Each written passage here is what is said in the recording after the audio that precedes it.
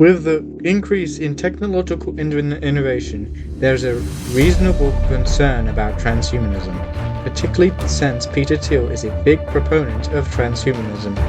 What if I told you that there is a fictional franchise or franchises that reject the mere notion of transhumanism? A world set in the 41st millennium. That is exactly Warhammer. Yes, the Adeptus Mechanicus exist, but they are the only faction in Warhammer that are akin to transhumanists. Even they limit the amount of machinery they replace their organs with.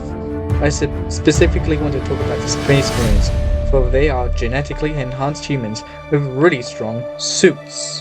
What is quite interesting is that the Imperium has a state religion known as the Imperial Cult. Remember that Warhammer is set in the future, because most sci-fi depicts the future as enlightened secularists. The Space Marines are a perfect example of enhanced humans, but they still remain somewhat human in essence. Talking about essence, there is a specific philosophy called essentialism, that is that the belief that things have a set of characteristics which make them what they are, and the doctrine that is essence precedes existence. How is essentialism relevant to the Space Marines, as you ask? Well, first of, transhumanism is the belief that replacing literal human organs with machinery, and an essentialist approach would be like, holy moly, you just destroy humanity with this bonkers stuff. Instead of wanting messed up transhumanism, we improve human capability and potential, but not destroying humanity in the process. An example of this approach with technology would be mentats in Doom. If you don't know what mentats are, they are basically human calculators or supercomputers. I'm using this as an example of Doom's philosophy of human excellence. What I'm saying that there is a much better and more ethical approach for technology to improve the capability, human capability. Beware parenting and digital used by Tony Blair, the same guy who got us into the Iraq War. That being said, technology was always a double-edged sword, even throughout history, whether it be the printing press or the electric light bulb. There will always be the good, the bad, and the ugly. I know people want to live in an Amish paradise, but I have to say that laughter is not for the faint-hearted. Even though there's a lot of benefits of the Amish way of life, but what if there are Antifa in mecha suits? That is technically not possible. Or even the Mossad. I'm saying we might not be able to technically use off-grid, to be able to technically be off-grid forever, because at some point people with more advanced weaponry might outdo you. Just food for thought. Then again, American tech companies literally use the excuse of China to spy on taxpayers.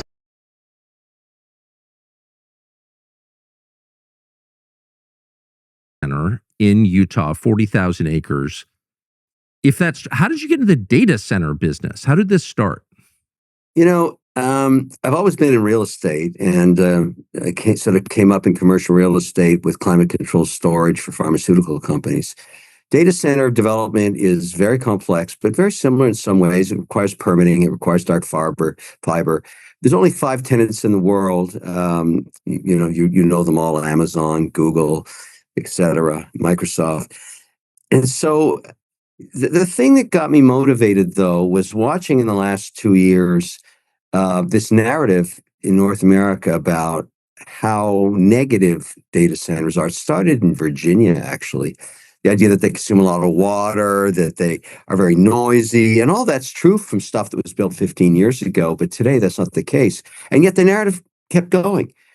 And I thought, who's doing this? Who would not want us to have compute power? Who would not want us to build our power grid out? Because when you build a data center today, you have to develop your own power and you can sell it back to the grid. That's what we're doing in Utah. I'm thinking to myself, the Chinese, they don't want us to do that.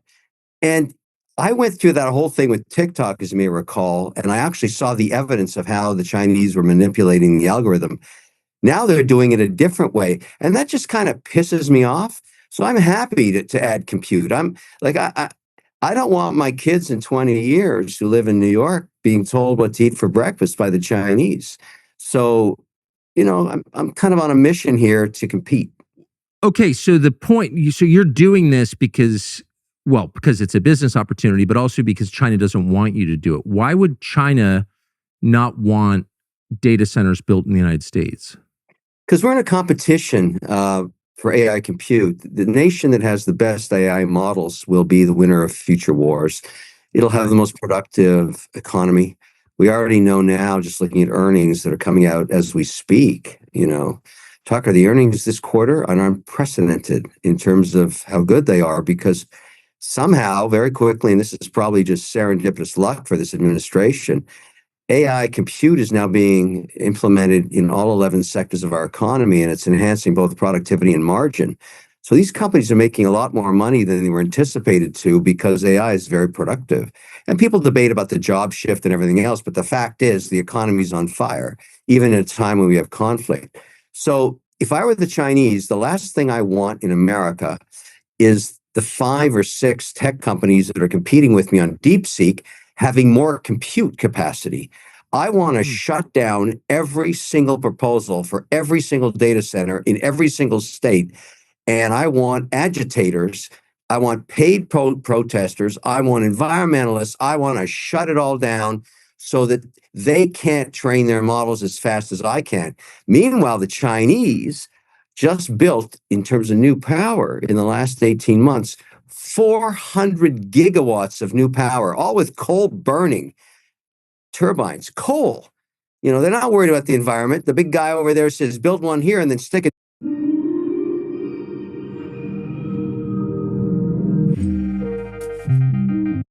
data center beside it so I can train my DeepSeek model faster.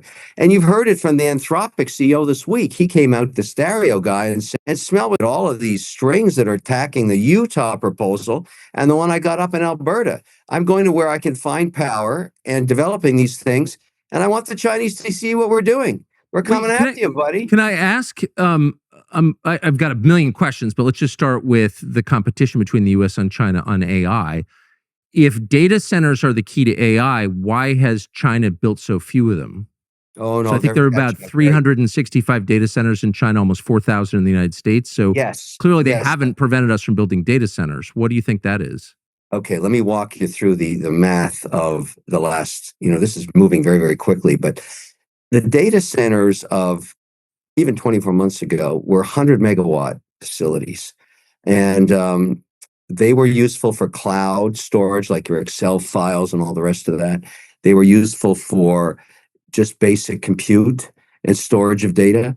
But then when these models started emerging, such as we have going with Anthropic or Gemini, and any of them, Grok, all of it, and all of the tools built on top of them, the amount of compute power geometrically grew. And it was no longer 100 megawatts. The minimum was 250 megawatts. Then 4 months later, the minimum was 500 megawatts. Yes. Wait, here it comes. And then 2 months after that, it was 1 gigawatt. Now, try and get a gigawatt out of the... So yeah, tech companies will probably use your data to spy on you. By the way, Tucker Carlson should probably be president. Or maybe Thomas Massey. Anyway, yeah, our tech overlords like Amazon will collect data from us. We can definitely trust them with all that user data. No. Arthur, transhumanism is not good. Just imagine Google or Amazon owning your house, that would truly be the stuff of nightmares. We might be entering an era of neo-feudalism, exactly like Dune or Warhammer. But especially Dune. Imagine churches in space, or entire human civilization on the moon, maybe even colonizing Mars. But anyway, literally accelerating evolution to the point humans are no longer humans is also bad. I believe Neuralink should not go anywhere near your brain. However, I do believe that prosthetic limbs can be helpful for disabled people, but it is not worth mechanically replacing yourself for some vague idea of transcendence. The more I think about it, Peter Thiel's sort of transhumanist worldview sounds pretty evil and satanic, which is one of the main reasons I'm wary of Peter Thiel. But yeah, transhumanism is a terrible idea. Prefer the genetically enhanced super soldiers than this transhumanist stuff. On a good note, I will say that worry will not help. Pessimism will not help. But we shouldn't be overly optimistic either. Maybe realizing what the author of Factfulness called possibilism. You should definitely read Factfulness. It really helps you understand things more. Anyway, bye, and for the Emperor!